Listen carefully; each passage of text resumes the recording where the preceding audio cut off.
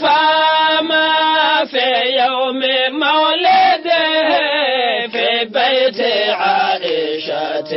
bandiraɓe julɓe onon wiyoɓe ashhadu an la ilaha illallah wa ashhadu anna muhammadan rasulullah. bandiraɓe bokke jalluɓe ziyara men ziyara ceerno men ceerno salif sow paɗannoɗo kala hitande heedi ko ñande aljuma 5 aset jeegom lewru janvier hitande ujunnaji 2024 ko ngol wattata arwoniri capantati e tati e gardugol khalifa galle o hono ceerno abou ceerno salif sow e miñum ceerno mouhammadou lamine ceerno salif sow ebe ero dendangal julbe nde tawterte oɗo ziyara hikka noon ziyaro waɗata ke jimandi galle ceerno men ceerno ahmed bokar alpha ba mbo hoore fonde ma tawtere ziyara o ceerno ibrahima ba kame ɓesgo ceerno yaro ko deju baro bandiraɓe muɗɓe tedduɓe bandiraɓe julɓe ko ni programme o leldoto ñande aljuma 5 lewru janvier hitande ujunnaji 2024 taggal jaɓɓugal hokko juulal takusan e hadratul jumu'a jamma o ko mawludu nabi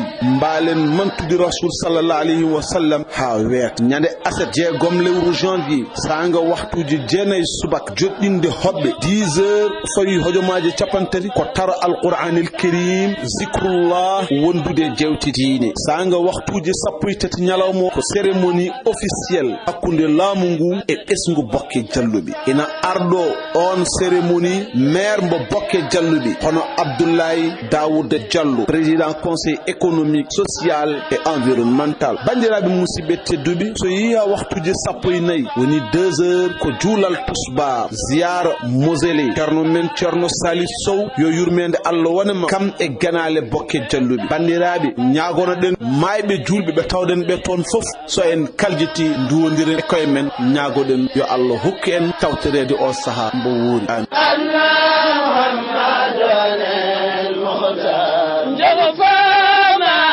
في القول الأزهر أنا دفن الليل.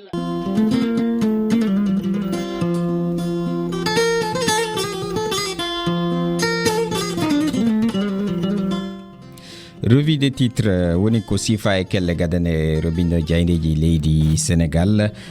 joni Elhadj Abbas en garanne e tigirigi liste o aɗan jogini en ɗum ɗon mbawen kadi nadde hen e mbundi moddi kono noon adama Allah jarama hade men arde tigirigi e liste o alay sago kalna min holni dawri hande ko noon Elhadj Abbas jayneji ɗi hande ɗi garti no feewi e alhaali Ousmane Sonko e surtout ɓeɗon ɓe ganduɗa kay ko Ayib Daffé en e alhaali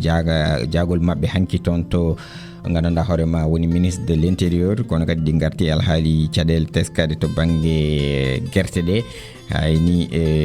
gueɗe goɗɗe dawrugol ñawore ndeɗon Ousmane Sonko nde kalden nde ganduɗa kadi hakkude makko alhaali oɗon procès Prodac jaggama date mum ko le 4 janvier ɗum jeydeji ɗi foof garti e ɗum ɗon Elhadj Abbas joni en mbawa nadde hen puɗɗoɗen kono noon Adama Diop jayde la tribune holno dawri hande jayde la tribune mbirɗe nani kamɓe kam wujiɓe tan ko alhaali ɗeɗo guerte ɓe garti koye campagne arachidiére mo ganduɗa kay ɓe mbi no fuɗɗiri ni kam fewani sabu kine wona hakke 3 milliards e kalis CFA ɗum woni ko perda taw ko ɓen ɓe ganduɗa kay ko producteur uji en ɗi perdi ɗum ɗon Elhadj Abbas kono noon jayde l'évidence arti koye kaɗon haalani mais ko ɓe ganduɗa kay woni witeɓe gomo witeɓe ar suñu momel ɓende e kañumen kay e o saaha koko ñaññi no feewi to banggue ni ɓe bindi oɗon ganduɗa hoorema mémorandum mo ganduɗa ene tawe hen hakke toɓɓe 13 ɗe ganduɗa fayi noon koye hoorejo leydi ndi ko alhaali ko fate ɗeɗo oɗon commercialisation mo ganduɗa kay ko guerte ɗeɗon ɗum ɗon de woni ko tawete e nder ndeɗon jayde l'évidence jayde le quotidien kamɓe kam ɓe garti koye alhaali de caɗele ɗe ganduɗa en teska to banggue walla ko haalano oɗon programme to banggue gustugol courant 2023-2027 to banggue Sénélec noon ɓe ɓe joofi ɗon ɓe mbi nder titre maɓɓe ye gandude kam ndiyam naate e nder gaz. ɗum noon kam so tawi waɗi tan ko hunde hawnide Elhadj Abbas ko fate banggue production e nokkuji ɗiɗon to banggue yakar no ɓe noddirta ɗum société o ɗon ɓe mbi ma ene jokki ha joni luude ɗum ko ganduɗa woni des centrales thermiques ɗeɗon karalle e fannu o ɓe mbi ha joni de ustahi ɗum ko ganduɗa woni ɗin cogguli ɗi ganduɗa ene haalano ɗum ha joni ko noon yarete Elhadj Abbas.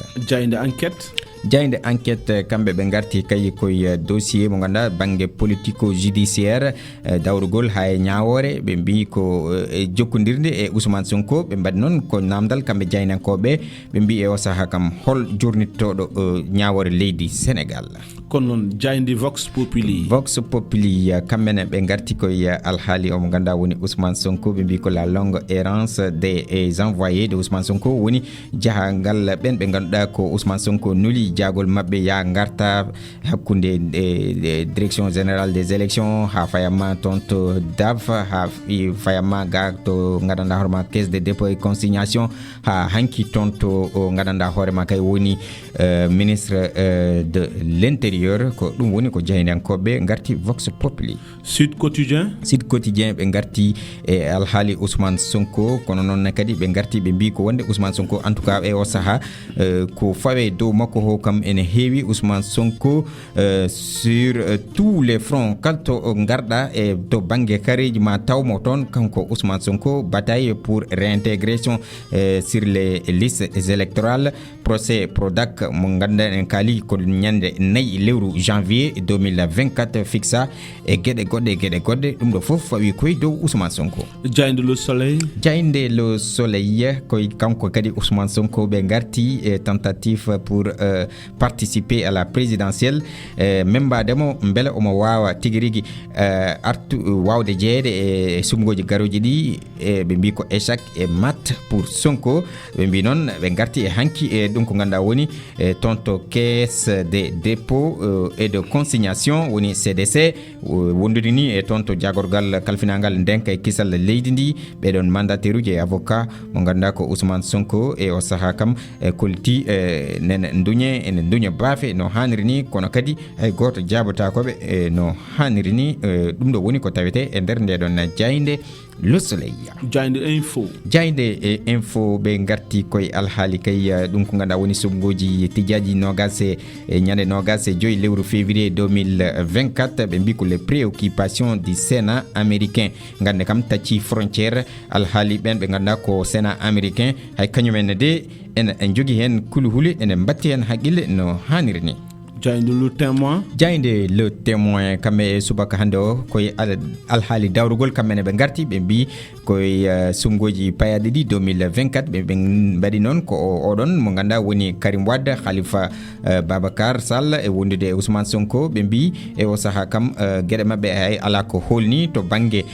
parrainage ko fate ɗiɗon député ji. Point actu ɓe garti koye candidat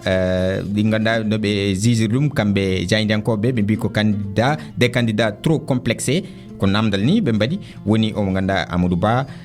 Mary Teuw Niane e Babacar Diop mo Guelwar kono noon jayde Les Échos kamɓe ɓe garti koye alhaali oɗon procès mo ganduɗa ko hakkude Ousmane Sonko e Mame Mbaye Niang ɓe mbi ko le procès le plus dangereux de Sonko oɗo procédé ko procès ɓurɗo hulɓinade e procès ji Sonko goɗɗum ko tawete e nder ndeɗon jayde ɓe mbi ko hanki e conseil des ministres batu jagorde wannongo hanki e gaddugol hooreji leydi président Macky Sall ɓe mbi ko Macky Sall matérialise ses promesses o dara ɗeɗon promesse aji ɗi ganduɗa kay o dara ɗo wanno e daraji ɗi o ɓeydima tentinde ɗum no hanniri ni saabu e wadde hen nommé directeur mo ganduɗa yi toppitiɗo oɗon alhaali Elhadj Abbas. Kono jayde La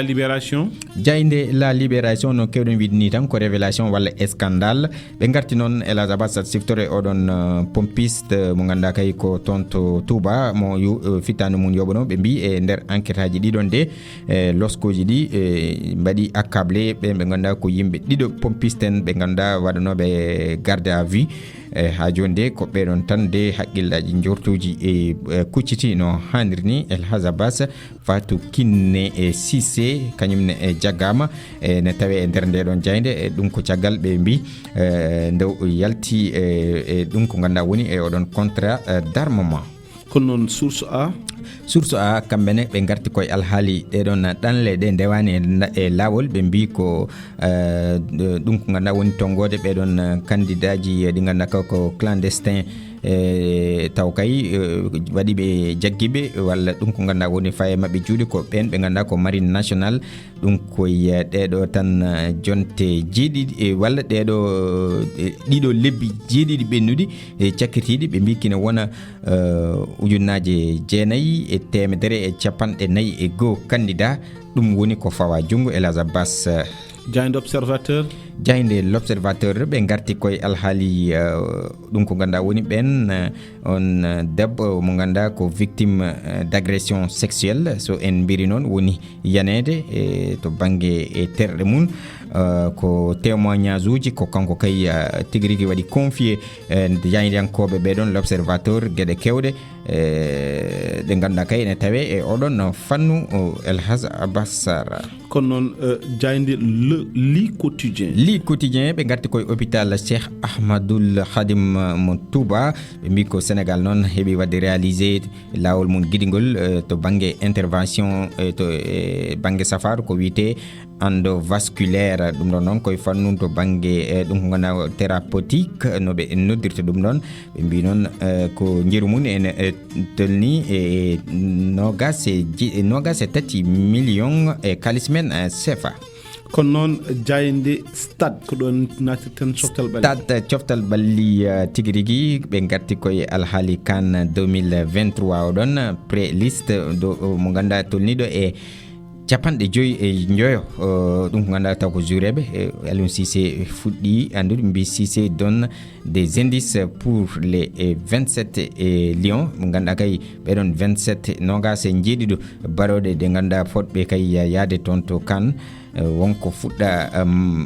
andede hen so en turnima e Aliou Cissé hayso tawi ko jofade tan o waɗi o suwa lamno ɗum no haniri ni en ɗum ene tawe e nder ndeɗon jayde stade jayde la tribune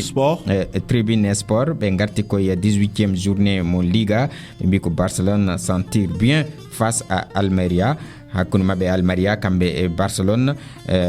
no wayi wade fof kam ɓe jalti hen goɗɗum ko tawete hen ko alhaali e lamba sipiru ɓe mbi ko lutte contre les jafoɗon wona lamba ni koye to banggue football ha joni ko yowte alhaali football professionnel ɗo e nder leydi men Sénégal ko yowte alhaali habde ko fate ɗum enen noddirta ɗum mbilewu e nder hen woni no jolfuɓe mbiyata ɗum ko fate mystique no ɓe noddirta ɗum ɗon aɗa andi ɓeɗon gun gomu darima tigui gam habde ɗum ɗon ɓe mbi on mbiteɗo noon Souleymane Gaye o jeeya koye équipe Diambar wondude e Baye Modou Gaye onone koye Guédiawaye football club ɓende puɗɗama kay jagguede e oɗon alhaali ɓe mbaɗama suspendu matcheji hayni to banggue e koppereje El Hadj Abbas. kono noon gayniten ko point actu sport garti koye ɗum ko ganduɗa woni to banggue lamb oɗon noon jagorɗo kalfinaɗo ɗum ko ganduɗa woni coftal balli hono Ladjo woni le ministre des sports yidde makko noon e to fannu o ko addude hen wayloji keesi wadde ɗum ko ganduɗa woni yuɓɓinde ɗiɗon championnat ji gam wawde tigui rigui ƴewde gueɗe talent ji keesi ɗi ganduɗa ene curni e nder ɓiɗiɗon mbiruji ɗum ɗo woni ko Lac Diop habri ko goɗɗum ko tawete hen alhaali Sabali eɗen gandi koye gagnade wonno ko namdal ɓe mbaɗi gam wawde beele mo wawi tawtorede oɗon CAN en tout cas ɓe mbi jortu ene joga beele mo wawa wadde récupéré no hanniri ni ko yaawi e ko yacci beele omo wawa fettoyde o fettudoy e ɗeɗon baroɗe leydi Sénégal El Hadj Abbas gasi ha laaɓi ceer cikkumi